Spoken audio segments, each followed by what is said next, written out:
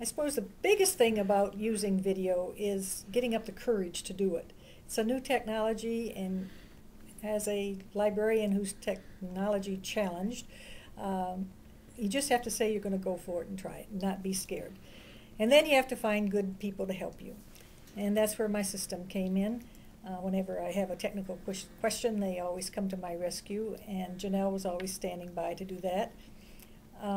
We had a workshop that taught us how to use our cameras and the basics of editing. And then doing the smaller projects with the book walk helped, and until we got to the commercials with the summer reading group.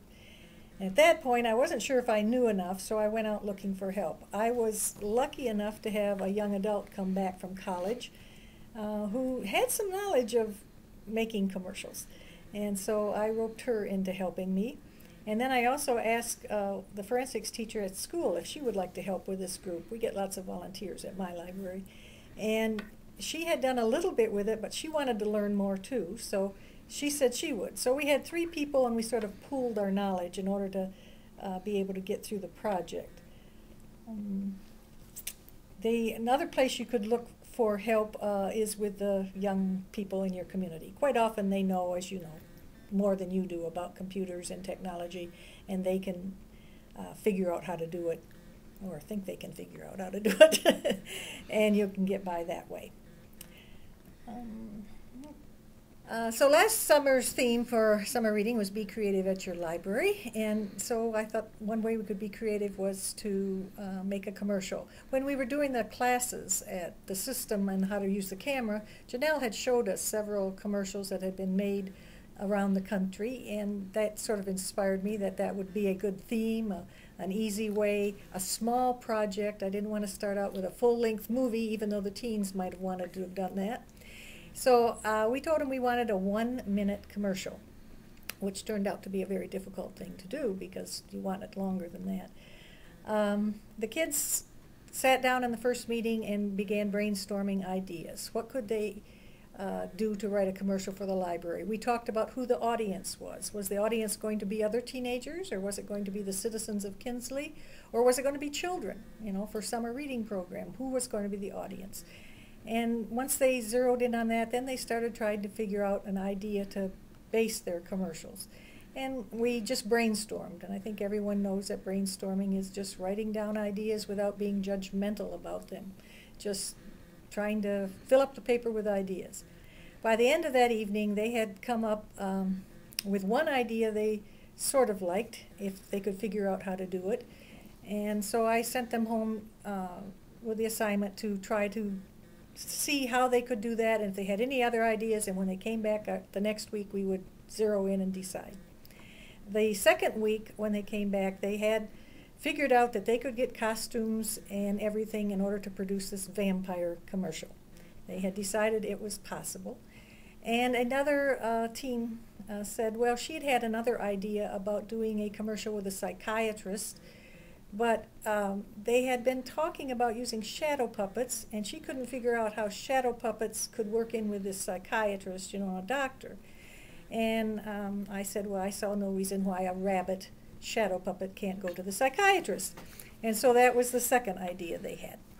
At that point, we began using a book called Attack of the Killer Video. There it is. Janelle's handing it to me.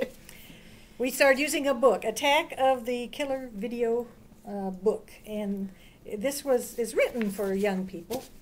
And, oh, that's not real pages. Yeah, whatever. Edit that part out. Let's see.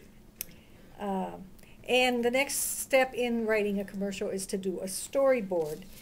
And storyboards, you don't have to be an artist to do a storyboard. You just have to get the idea, which the kids were able to do with stick figures and drawing the boxes on how the commercial was going to go. And so they ended up, they decided it would be easier on the vampire commercial to not talk and just use music in the background. And that makes the editing a little bit easier. And then the bunny rabbit commercial wasn't going to need talking either, so that was going, well, we could dub the talking, I guess, on that one. So we got the scripts written the second week, and then they gathered up for the third week. They gathered up the costumes and the props, and we went out and filmed in the community the vampire commercial, which I hope you'll view on our website. And we were at the movie theater and then walked back to the library, and then it was shot in various places around the library, and turned out pretty good. It was a good experience in that each of the kids got to use the camera, because there were individual shots of each of the kids, so that way everybody got a turn at doing the filming, which I think is important. Then the next week we edited. And editing turned out to be sort of the biggest project. We probably, for our 1-minute commercial, had at least 30 minutes of film. So they got it down to 2. So the client, in that case the library, said that was okay. They'd go with a 2-minute infomercial instead of a 1-minute commercial. And for that, it only takes, you know, two or three people at a computer. So while they took turns doing the editing with the college student who knew a lot more about music than I did in editing it in, I worked with the forensics teacher in another room, and we filmed the shadow puppet psychiatrist commercial, so that they were all busy all the time, which is a good thing to do with teenagers. The music ended up,